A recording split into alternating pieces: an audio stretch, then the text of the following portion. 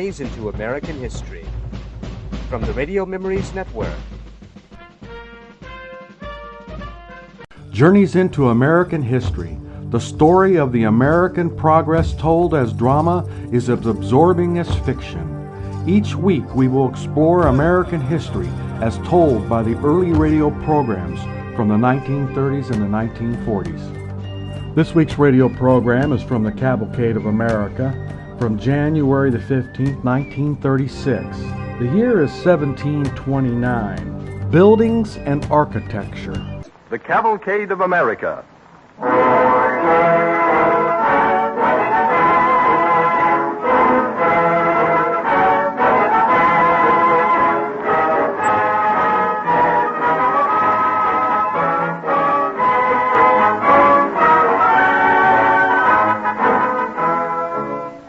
No history of a nation would be complete without a record of the growth of its industries, the shops and factories and laboratories that lend wings to the progress of a people.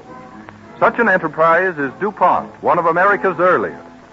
As you listen on Wednesday evenings at this time to the Cavalcade of America presented by DuPont, we hope that you will give a thought to the pioneers of American industry, as well as to the pioneers in all other fields of endeavor. And the spirit of progress so clearly shown in these stories is the thing that inspires DuPont chemists to fulfill their pledge, better things for better living through chemistry. At the very end of this program, we have a special announcement for school teachers which may help them in their work.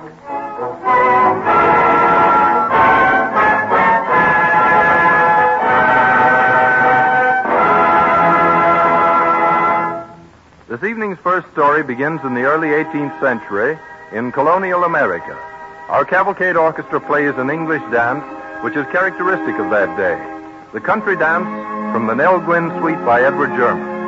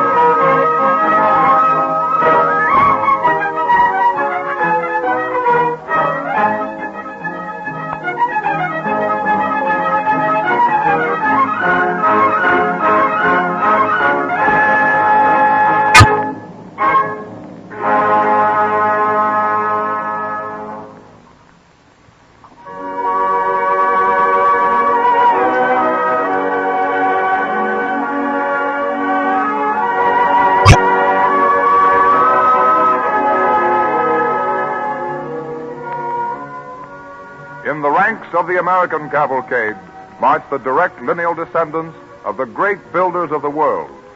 The pyramids of Egypt, the public baths of Rome, the Gothic cathedrals, and now the soaring steel towers of the modern skyscraper. In 1724, the Guild of Master Craftsmen, known as the Carpenters' Company, was formed. Then, 5 years later, important business comes before the legislature of the Commonwealth of Pennsylvania. Order. It is now in order to hear from the Special Commission for Building a State House to accommodate our Pennsylvania legislature. Mr. Hamilton, have you anything to report? Yes, Mr. Speaker. In accordance with the petition of the people of Philadelphia and the resolution of this body, I have prepared designs and plans for a building to house the legislature. Are you ready to submit it to the Assembly for consideration? I am, together with an amendment to the bill now pending for appropriation of money necessary to carry out the construction. What will His Excellency permit us? Only £2,000. Well, at least we can begin on that. Just as soon as the bill is enacted into law. I move the commission be appointed trustees for building the State House according to the approved design. Why are we not allowed to see the plans before approval? It seems to me... I second the motion. The commission recommends... Order! Gentlemen, order!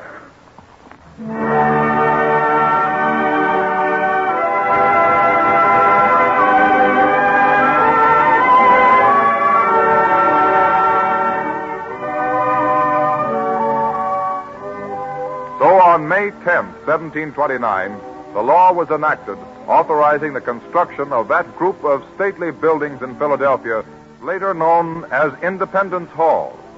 Edmund Woolley, master carpenter, and his skilled assistants, joiners, masons, plasterers, and glazers, toiled skillfully and cleverly to bring Andrew Hamilton's designs to perfect realization.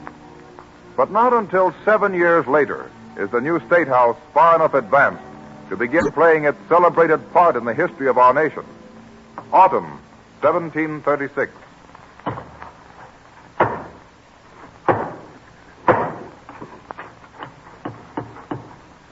Mr. Woolley, sir? Yes, Tyson. Is it finished? No, sir. There's one more nail. Drive it home. I thought it'd be more fitting, sir, for you to be the one to do that. Why does thee think that? When this nail is home, the new State House will be ready for the legislature. After so many years, the honor should be yours. Oh, vanity, Tyson, sheer vanity. But give me thy hammer. There you are, sir.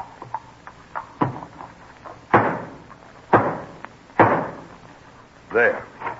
'Tis done. Completed at last. Only the main building, but the wings and the tower, it needs a good tower. And a bell. I think it's wonderful just as it stands, Master Woolley. Surely there's nothing so fine in this part of the world. Nothing finer was being built when last I saw London. To be master carpenter of this fine State House must make you very proud, sir. Proud? Oh, tut, Tyson. Pride goeth before destruction, and a haughty spirit before a fall. Yes, sir, I meant no offense. Oh, I take no offense. Thou art a good workman, and I thank thee for standing with me all these years. 6 years, sir. Aye, so it has been. So now I may join the Carpenters' Company. Well, thee knows well only a master carpenter is eligible for membership in our guild. I've been a carpenter 6 years. I am eligible. Why, so thee is. Oh, time is a hasty wanton. And now I'm eligible for one thing more. Verily? What now?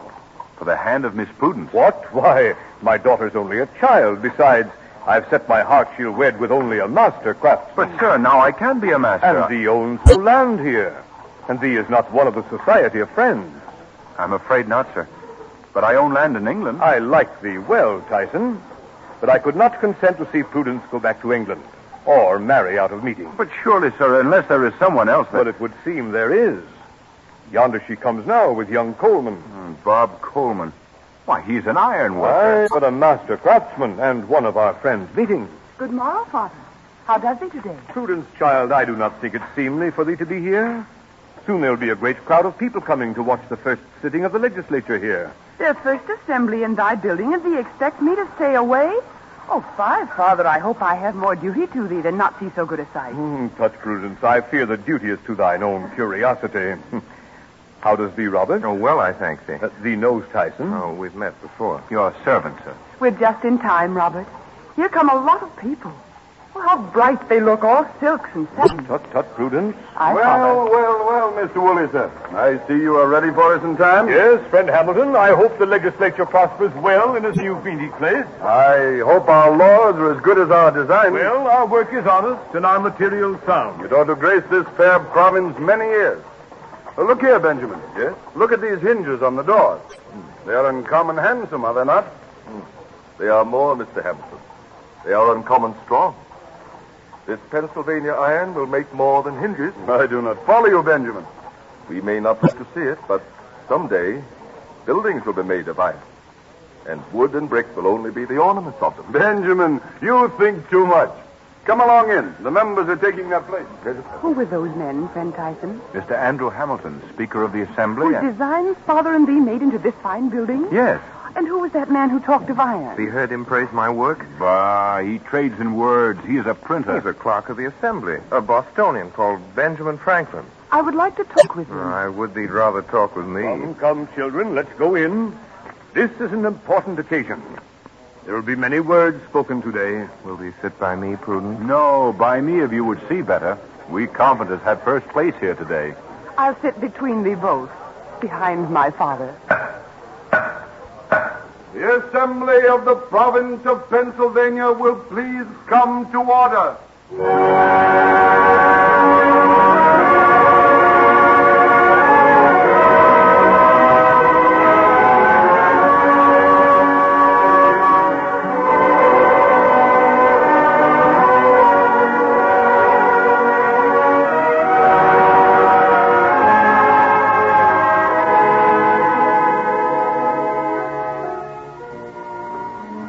10 years pass. The east and west wings of the State House are finished, and the tower with its courtly staircase is topped by a fine belfry. Isaac Norris, Speaker of the Assembly, ordered a bell of 2,000 pounds to be cast in England, but when it was first rung, it cracked. Norris then ordered the metal improved and recast by Pass and Stowe of Philadelphia. In June 1753, the new bell is hoisted into place, and a great crowd has gathered in front of the State House to hear whether a good bell can be cast in the colony. The bell is almost secure in place now. They say it weighs a ton. Is it true that this is the first great bell to be cast in the colony? Yes, Pass and Stowe are the first to try it. Come, Prudence. This way, dear. But he takes me further away from the tower. We can hear the bell better at a little distance. I hope Father can hear it. Oh, I'm sure he can.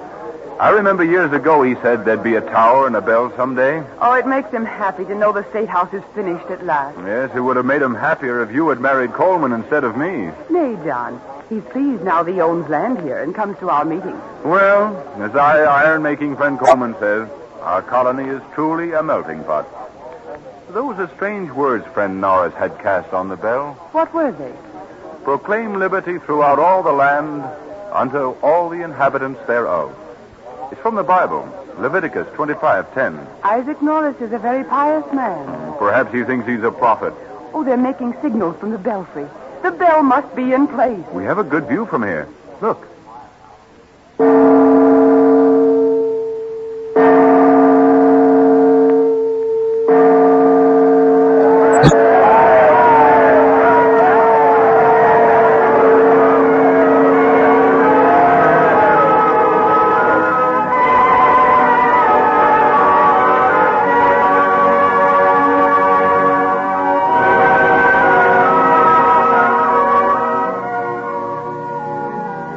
In that beautiful State House 23 years later, on July 8, 1776, the American colonies determined to maintain their right to self-government, declaring they are, and of a right ought to be, free and independent. Thus, one of America's first achievements in architecture and building stands today as the shrine of American independence.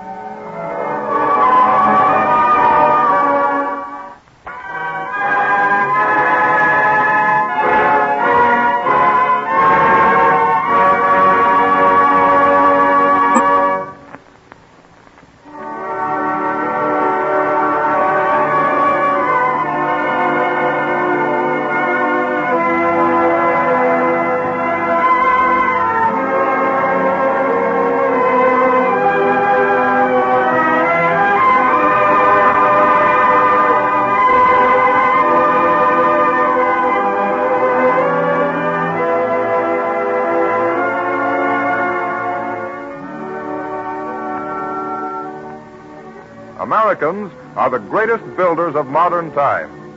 The first use of steel frame construction is lost in argument of the past. We know the Tacoma building in Chicago was one of the first. Another was the Home Insurance Building in Chicago, finished in 1885. It was 10 stories high at first. Then they added 2 more just to prove the soundness of the architect's calculations. But the most famous among the first tall buildings still stands on a triangular corner where Fifth Avenue, Broadway, and 23rd Street meet in what was once the crossroads of America. There, in 1902, we find young Tommy Coleman. Extra, all about Teddy Roosevelt using the big stick. Get your paper, Mr. Extra. Here you are, sir. Thank you, sir. Extra, all about... Let me have a Harrow, boy. Oh, here you are, madam. Thank you. Extra. Here you are, sir. Thank you. Extra, get your paper, Mr. Extra. Paper, boy? Oh, yes, sir. Herald of Times. I'll take both. Oh, gee, thank you, sir. You're just like Mr. Munsey. He always takes both. Muncie, a customer of yours? Yes, sir. His office is in this building. Windiest corner in New York. Well, it is windy here, all right. You bet it is. Everybody complains about it. Yes, I know. Why don't you take a more sheltered beat? Oh, I like it. I'd rather be right here than anywhere else in the world. Everybody goes by here. This place is famous. Oh, you think so? Think so? Say, mister, don't you know where you are? This is the Flatiron Building. I thought it was called the Fuller Building. Nobody around here calls it that anymore, because it looks like a tall flatiron, 20 stories high. A regular skyscraper, ain't it? Why, yes, I guess it almost is. Almost. Say, mister, you ought to see the clouds rushing by it on a stormy day. Then you'd know. You seem to like this crazy building. I do. I saw it go up. I sold papers to all the fellas that worked on it. Someday when I grow bigger, I'm going to build one myself. Oh, you want to be an architect? What, me? Stick indoors over a desk? No, sir, not me. I'm going to be a steel worker. It's the steel gangs that build things like this. By George, you're right. What's your name, son? Tommy Coleman. Do your people live near here? My folks used to live in Philadelphia. Only they don't live anywhere now. They're... I see. Well, we're from the same state. I'm from Lancaster, Pennsylvania, myself. Oh, Pennsylvania does. That's right. But the big cities are the only ones that have skyscrapers. Yes, and we're planning lots of others. Gee, I wish I could get a job working near one of them. I like to see them go up. Well, maybe you can. Here's my card. Come see me at my office. I might help you get a job. Well, thanks. You bet I will, Mr.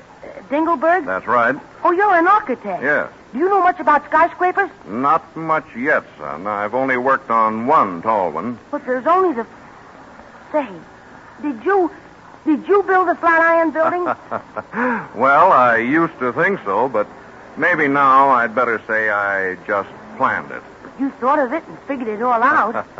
Don't forget to look me up, Tommy. Thanks, Mr. Dingleberg. I won't forget. Gee, as if I... And he built this. Paper, boy. Oh, yes, sir. Thank you, sir. Extra paper. Get your paper right here on the windiest corner.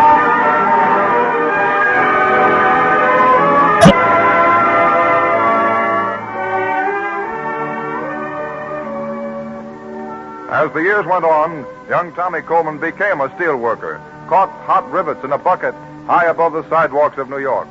Until finally, in 1930, we find him talking with his wife. Oh, Tom, I've made you late, and you a gang boss. Well, that's all right, dear. My gang will be on the job, all right.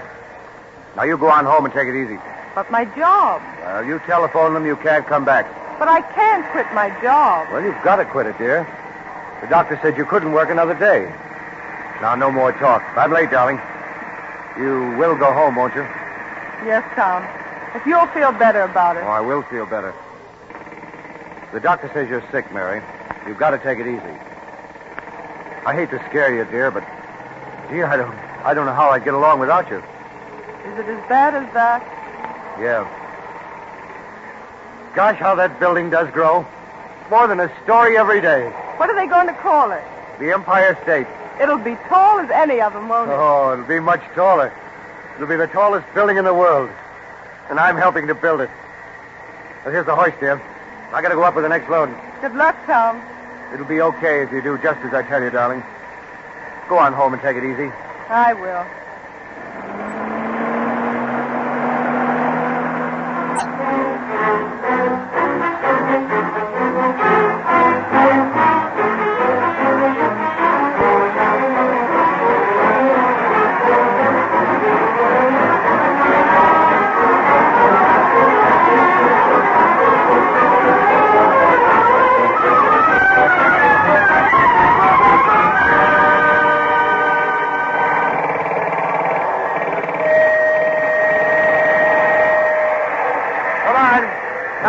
now. Yeah, glory be. Have we got to go all the way down to the 46th floor for a cup of hot coffee?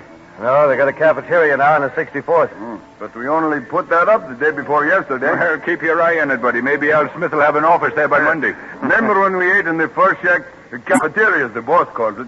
Way back on the 3rd? Yeah, and how we thought we was getting somewhere when we got hot coffee and on the 21st? Yeah. And now look at the blame thing. And we ain't done yet. Say, boss, the steel's coming in from all over the place. From 4 mills. Say, this new lot is from Pennsylvania. Ain't that where you come from, boss? Yeah, my folks have been making iron and steel there a long time. They sure ship it in fast. Right on time to the minute. Well, they better if we're going to make our schedule. All you think of is driving your gang. Ain't we the best gang in New York? Yeah. How about the Eagle Gang? Well, maybe next to the Eagle Gang. Hey, what's got you so set on finishing up this job so quick anyway? We're doing 1 whole floor a day now. We've got to have this building finished ahead of renting season. Oh, renting season. Is that all that's been worrying you, boss? No, not exactly. As a bonus. Yeah, I guess we could all use that. I got a use for it, all right. Nothing to be gloomy about. Hey, you used to be a cheerful guy. You ain't cracked a smile since the day you was late. Hey, funny you being late. Lord knows you're tough enough on the rest of us. Hey, you better eat more and talk less if you want to get filled up before that whistle. Hot coffee goes pretty good now. Think we'll be finished before cold weather? Yeah, almost to the top now. We can't finish any too soon for me. Nor me. I need a vacation. Where are you going, boss? I'm not going anywhere. My wife. Yeah? Where are you sending her? Up to medical center. Oh, the medical center. I worked on that job. Good job, lots of steel. But it's a heck of a place for a vacation. Shut up, you. Can't you see it ain't no picnic? Yeah, that's right, boys. It's an operation. She's got to have it or she'll die. Gee, that's tough. I didn't know. Guess it costs a lot of dough, eh? You said it, Tony. Plenty. That's why I want to beat the record and get part of that bonus. Well, you can count on us, boss. Every gang of it. Oh, thanks, boys. All right. Come on, boys. Let's go.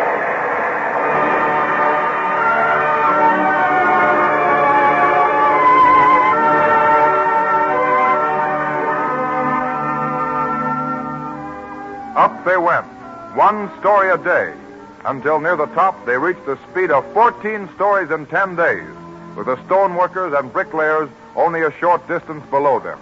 3,400 men at work above half a city block. The top rivet nearly a quarter of a mile above the sidewalk. 60,000 tons of steel put in place in only 6 months.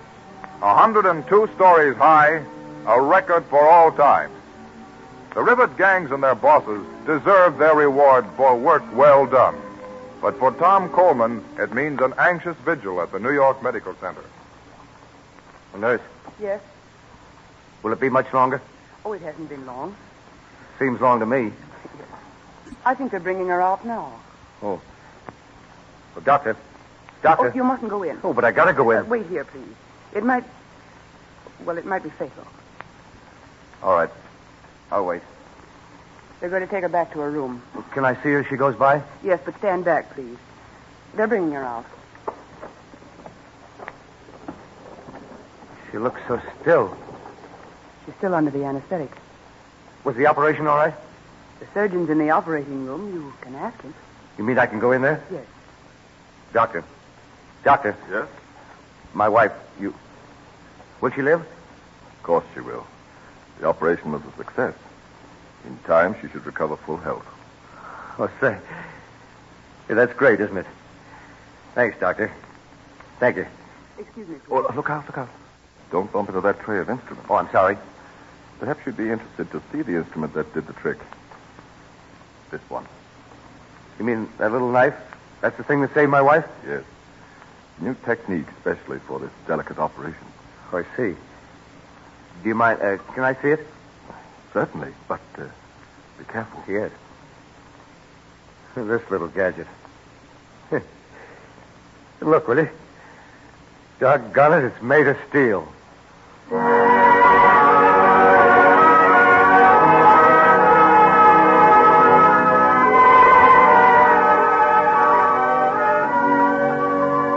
Workers in steel, raising high against the stars new temples for a newer and finer life.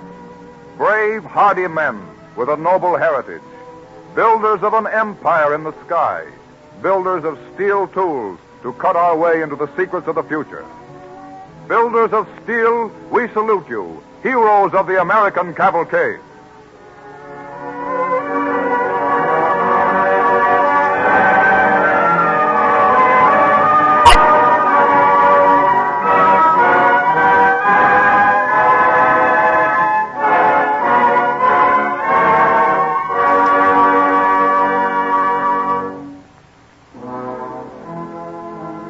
Those of you who have visited New York or have seen pictures of that great example of modern steel construction, the Empire State Building, know how nobly it stands, gleaming against the sky. The shining metal used on the outside of the Empire State Building is stainless steel, an alloy of steel with a high amount of chromium in it. And one reason why it has such a smooth, mirror-like surface is that it was pickled after the steel was rolled into sheets. Now, most of us think of pickling as something connected with onions or cucumbers or pig's feet. But the word has an important meaning in the iron and steel business, in fact, in all metal manufacturing. It describes the process by which metal objects are cleaned of the scale and rust that accumulates on their surfaces during the earlier stages of manufacture. This is important, not merely for the sake of appearance and to make it possible for the metal to take a finish, but especially to prevent corrosion and wear. Before the year 1800, when the chemistry of metallurgy was relatively undeveloped, fermented barley water was used for this cleaning purpose, and it took a long time. Then someone started to use acids, and today various acids, sulfuric, muriatic, nitric, and hydrofluoric, are used, each having its special place and use. Most iron and steel is pickled with sulfuric acid. The stainless steel we just spoke of is pickled with a mixture of these acids. Now, in a great skyscraper, all of the galvanized piping and conduits, all of the copper and brass, the iron stairways, and the steam radiators, not to mention all of the metal furniture in the offices, have to be pickled before they're finished for use. Steel auto bodies, which have to be smoothed to take a fine finish, are another example of pickling. And I'm sure you've all seen suspension bridges, like the famous George Washington Bridge, with their great cables of wire rope. This wire rope is galvanized, too. And before it can be galvanized, it must undergo a pickling process. The acids I mentioned a short while ago are simply names to most people, but now we see how important they are to industry and to building. These acids are made by DuPont and supplied to industries the country over. The story of their usefulness serves as a good example of DuPont's phrase, better things for better living through chemistry.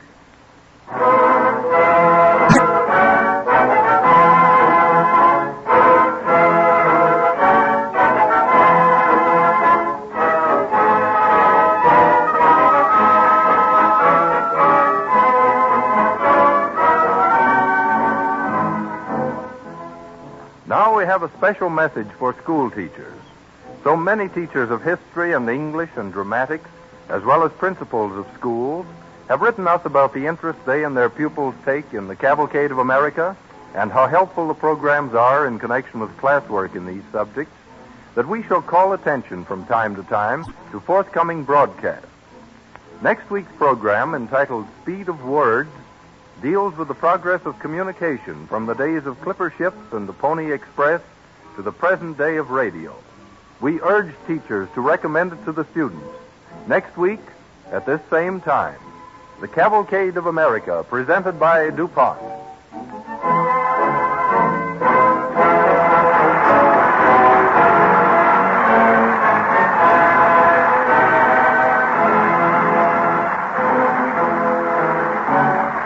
This is the Columbia Broadcasting System. A news bulletin from the Press Radio Bureau, New York. The borough of the Bronx and sections of Upper Manhattan are without light as a result of a fire in an uptown electric powerhouse early this evening. Service has been restored in the Bronx and some sections of Manhattan. When the service stopped, street lights went out and industrial plants within the area were idle. Service on the independent subway system as far south as Columbus Circle was halted. This news is from the Press Radio Bureau. Further details will be found in your newspaper. WABC, New York.